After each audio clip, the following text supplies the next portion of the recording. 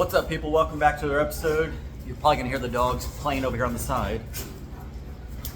They never stop. But anyways, we are currently under a tropical storm warning all the way up through Friday, I believe. Haven't really had much rain yet. I think tomorrow's supposed to be the day we get a few inches of rain, and then it's just supposed to taper off throughout the week. So very much needed. Hopefully we'll be able to get some water in the pond, water the yard and all that stuff. So we definitely need some rain down here. It's been a pretty good week so far. It's gonna be a busy week. Dad has a gentleman coming down from the valley to build a carport over the trailer that they bought. That'd be fun to watch. I may or may not film that. Depends on if the guy wants me to or not. But anyways, that'd be nice to have that covered up over there. And yeah, so anyways, yesterday I went into town, just gonna get my groceries and stuff, just a typical morning. And I got into Kingsville, and I was over there, if you're familiar with the area, I think it was General Cavazos and Highway 77 right there at the overpass. There was a disabled car parked in the middle of the roadway with its flashers on.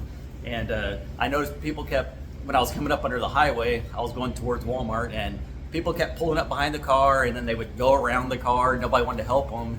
I noticed it was Missouri plates on, so obviously they're from out of state. And I noticed that it was a younger girl in there by herself. She was probably either late teens or early 20s, something like that. And so I decided to go ahead and just turn around and just see if there was anything I could do for her to help her out and possibly push her across the intersection. And so I pulled up behind her, put my flashers on, and got out. And as soon as I got out and was talking to her, the Kingsville Police Department showed up, flipped their lights on, and was kind of helping out and see what they could do. And I asked the girl what the issue was, and she said that she thought she had enough gas to get to the gas station, but she fell just short. And the officer started laughing, like it was very lighthearted. He started laughing. He says, "You know, E means empty, right?" And the girl started laughing. And I said, "You know what? I think I might have a gas tank in the back of my truck. Let me go look." And they say everything happens for a reason. For some reason, I didn't take the gas tank out of my truck after I had last mowed.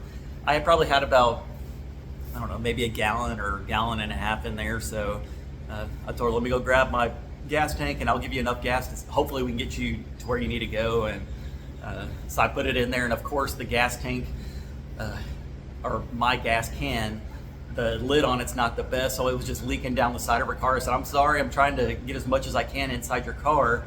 And went ahead and told her to start up her car. It took her a couple times, and it started up, and I just said I was going to drive you, or drive behind you and follow you to the store just to make sure you get there, just in case. If not, then I would try to do whatever I can. So followed her to the store, and she was able to get gas and go on her way. So moral of that story is just help people out. Shit.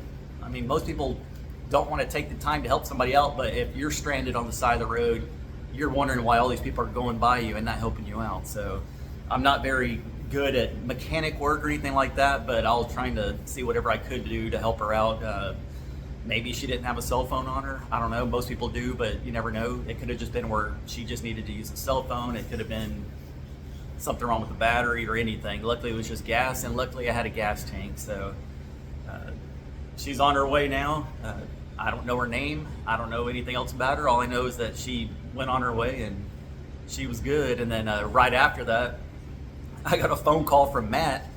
He was like, "What the hell is going on at your property?" He's like, there's police officers in front of your yard, and there's fire trucks in front of your yard, and your dogs are barking like crazy. And sorry, I'm keep looking down. I'm either petting the dogs or I got bit by some ants, so I'm scratching, and I know I'm not supposed to. But anyways, Matt called me and told me that, and of course I just finished helping this girl out, and I was pulling into the Walmart parking lot getting ready to get out, and I just said, well, shit, let me get back in and head back down to Rivera and see what's going on. I didn't know what's going on. I didn't know if it was my house was on fire, that something was wrong with the dogs, somebody was on the property. You never know what's going on. And so I pretty much started hauling ass back to Rivera, which is, if you're not familiar with the area, Kingsville is only about a, I don't know, 15-minute drive tops to get down here with traffic and all the construction and all that good stuff. But right after that, I hung up with Matt, and as I'm coming right outside of Kingsville, Dad calls me and says, "What is going on at your place?" So there's cops and the fire department's here, and so now I'm really freaking out. I'm like, holy shit, like what is going on? So I'm like hauling ass. I don't speed normally, but I was speeding at that point, and it was probably, I don't know, 5 minutes later. I was just entering Ricardo, and Dad called back and said, "Don't worry about it. I've already talked to him." It was there's a telephone pole right outside my property that started sparking, and they said it was like, what the hell? It was glowing and stuff. That they were just worried about it catching fire and whatever else. So they, I looked at the cameras out here on my property and saw that the sheriff's department was there. There was a fire truck and stuff across the street, and luckily it didn't burn up anything. The pole did look just a little burned at the top. There's a little dark spot there, but overall it wasn't anything too serious. Don't knock my camera over, Daisy. And yeah, I don't know. Just never know what's going to happen. And at that point, I was like, "Thank you for calling me," because I didn't want to keep driving down here trying to worry about what's going on. And there is a lot of brush around that pole. It's just outside of my property line. What's up, Days? Just outside the property line, and I was like, man, I'm glad it didn't like spark down there and catch on fire, because it could catch real quick. It's been very dry down here, and yeah, but it ended up being everything was good. Nothing too crazy to worry about at that point. And went and got my groceries. Daisy, go. I'm trying to do a video. I'll pet you in a minute. Chill out, girl. Damn. These dogs are needy. What? Anyways, speaking of dogs, Baxter's doing better. Last night, I got a little bit of a scare. Like I said, he still can't run or walk or anything, but he can get up and kind of roll over and move around. And I keep him on my bed, and I've had him like that for months now. And last night I woke up, it was probably about 2 a.m, and Baxter was not on the bed. And of course I'm like, what the hell, like what happened to him? I guess he had got himself out and rolled out of bed and was on the floor. Keep in mind, I got cement floors, and luckily I have one of Matt's old comforters. I only got it because it's a king size one, and it's a camouflage, which is my favorite color if you couldn't tell.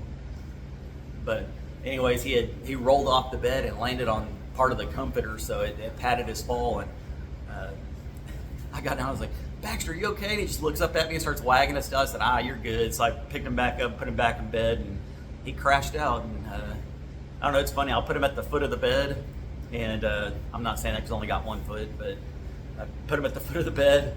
And typically when I wake up in the middle of the night, he's worked his way up across the bed and up next to me. And I don't know, he's doing good. He still has a lump on his side. Like I said a while back, he had that little tumor on his side that I had removed, and it's starting to grow back a little bit. So I've been putting medicine on it, and it seems like it's starting to go down. So it's not anything too crazy, but it is something still that I want to keep an eye on and make sure that he's okay. So anyways, other than that, like I said, we got the goats out here. They were out there yapping this morning when I walked out, just like a typical goat would. As soon as they see you, they start screaming at the top of their lungs, wanting to be fed. So went to Ricardo feed store yesterday, picked up some more feed, got some hay for them.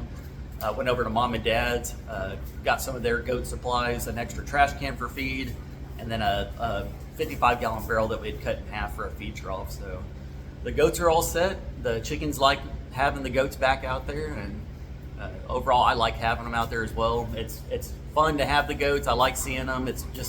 I like sitting out in the backyard and just watching them graze around the pond. And I'm just hoping with this tropical storm that we're getting that we'll have a little bit of water in the pond. I'm not expecting the pond to be full by any means, but I looked on the Weather Channel this morning and it said the Coastal Bend area, basically from South Padre up to, I believe they said Victoria, in our specific area could get about 3 to 5 inches of rain, and they said some spots could get a little bit heavier just depending on how the rain bands come in. So anyways, that's pretty much all I got today. Like I said, I'm gonna go over there to Mom and Dad's and watch them build that little carport today, or see what all they get into over there.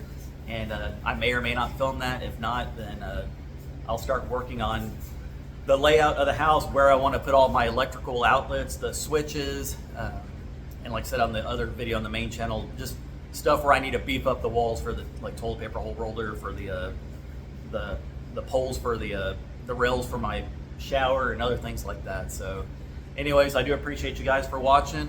My coffee's probably cold now because I've been talking for 10 minutes and haven't had one sip of it.